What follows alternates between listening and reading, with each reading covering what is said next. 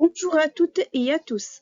Je m'appelle Dr Girfi Sara de la faculté de l'SMV Université de Sougaras. Le cours d'aujourd'hui s'intitule Les techniques d'échantillonnage. La technique d'échantillonnage est un élément crucial de toute conception d'études de recherche, car elle détermine la qualité des données que les chercheurs collecteront. Cela implique de sélectionner un sous-ensemble représentatif d'une population à étudier, ce qui signifie que l'échantillon doit être soigneusement sélectionné pour éviter les biais et garantir que les données collectées sont fiables et valides. Il existe différentes techniques que les chercheurs peuvent utiliser pour sélectionner un échantillon, chacune ayant ses forces et ses faiblesses. Dans cette section, nous explorons différentes techniques d'échantillonnage et comment choisir celle qui convient le mieux à votre étude de recherche. Il existe deux grandes catégories de techniques d'échantillonnage. L'échantillonnage probabiliste repose sur le principe de la randomisation, garantissant que chaque individu de la population a une chance égale d'être sélectionné. Bien que cette méthode soit plus complexe, prend plus de temps et souvent plus coûteuse, elle permet de produire des estimations fiables et de calculer les marges d'erreur. Grâce à cette rigueur, les résultats peuvent être généralisés à l'ensemble de la population, facilitant ainsi des inférences robustes. À l'inverse, l'échantillonnage non probabiliste repose sur le jugement subjectif du chercheur pour sélectionner les échantillons, sans garantir une chance égale de sélection.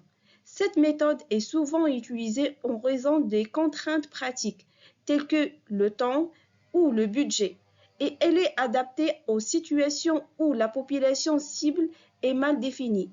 Toutefois, elle présente un risque accru de biais et ces résultats ne peuvent pas toujours être généralisés à l'ensemble de la population.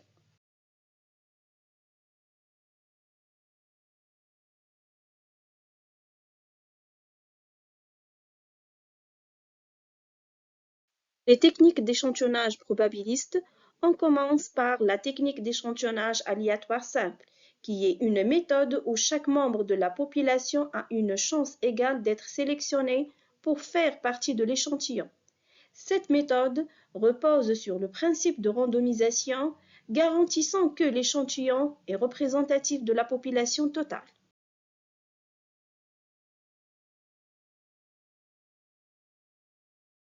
En outre, la technique d'échantillonnage aléatoire systématique consiste à sélectionner des éléments d'une population selon un intervalle fixe, après avoir tiré au sort un premier élément. Cela implique une méthode d'échantillonnage plus structurée, ainsi que l'échantillonnage aléatoire stratifié consiste à diviser la population en sous-groupes, appelés strates, homogènes et mutuellement exclusives, puis à prélever des échantillons de chaque strate.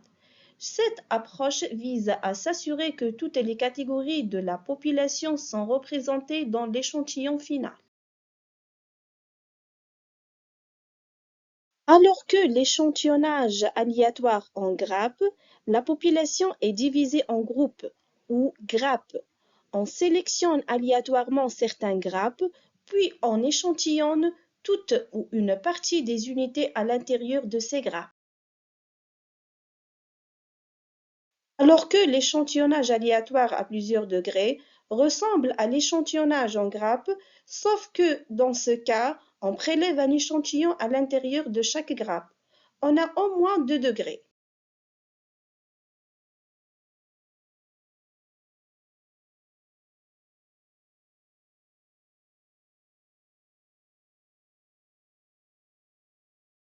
Pour les techniques d'échantillonnage non probabilistes, on commence par la méthode de commodité, qui consiste à sélectionner des échantillons en fonction de leur accessibilité. Cette méthode est souvent rapide et peu coûteuse, mais elle peut manquer de représentativité, ainsi que la méthode volontaire, qui repose sur la participation volontaire des individus à l'étude. Les participants se manifestent eux-mêmes pour faire partie de l'échantillon. De plus, la méthode d'échantillonnage au jugé ou arbitraire repose sur le jugement de l'enquêteur pour choisir des unités qui sont caractéristiques de la population. Par contre, l'échantillonnage par quota ou proportionnel, ici on cherche à reproduire les caractéristiques de la population en fonction de certaines proportions. Par exemple, en s'assurant que les différentes catégories d'individus sont représentées de manière proportionnelle. Par conséquent, la technique d'échantillonnage boule de neige est utilisée pour des populations difficiles à joindre. On commence par un petit groupe d'individus qui vont ensuite recommander d'autres participants, en formant ainsi boule de neige. En conclusion, la maîtrise des différentes techniques d'échantillonnage et la capacité à sélectionner la plus appropriée pour chaque étude sont essentielles pour tout chercheur. Une approche méthodologique rigoureuse et réfléchie permet de maximiser la qualité et la pertinence des données collectées, contribuant ainsi de manière significative à l'avancement des connaissances scientifiques et à la prise de décisions éclairées. Si vous avez des questions, n'hésitez pas à me contacter via mon adresse email mentionnée. Et enfin, merci pour votre attention.